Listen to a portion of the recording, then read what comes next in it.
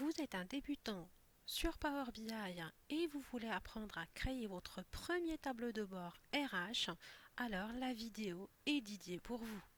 Je vous montrerai étape par étape comment construire votre rapport avec quelques KPI, mais avant tout, on va commencer par donner la définition de Power BI et aussi les objectifs de notre formation. Alors, si vous posez la question, c'est quoi Power BI ou bien il sert à quoi? Tout simplement, Power BI, c'est une plateforme de business intelligence proposée par Microsoft et qui permet de créer des rapports et des tableaux de bord dynamiques et interactifs et bien sûr pour pouvoir ensuite les partager avec vos collègues ou bien avec des clients et ensuite prendre des décisions et qui sont souvent des décisions de gestion d'entreprise. Sinon, il y a toujours une solution à suivre si vous voulez construire un bon rapport dans Power BI ou autrement dit un cycle Power BI.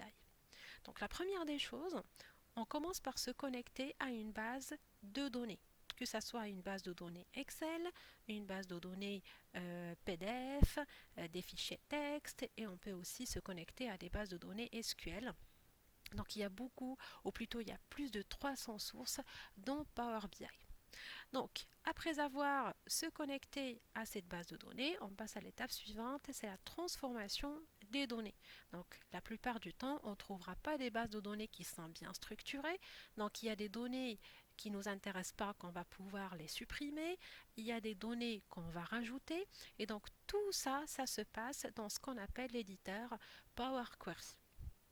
Donc, après la transformation avec Power Query, on va pouvoir les charger dans Power BI pour créer par la suite nos calculs ou ce qu'on appelle nos mesures avec le langage DAX.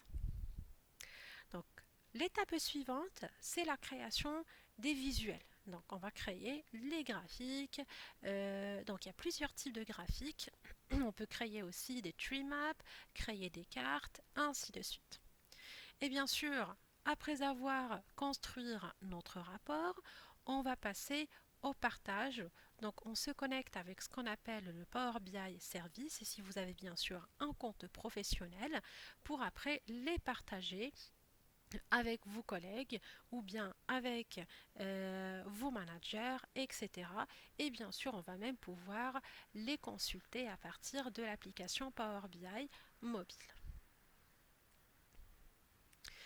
Donc pour les objectifs de cette petite formation, pour la partie Power BI, on va voir comment importer des fichiers texte dans Power BI, comment créer des mesures avec des fonctions DAX comme la fonction count rows, calculate, divide, if et isBlank.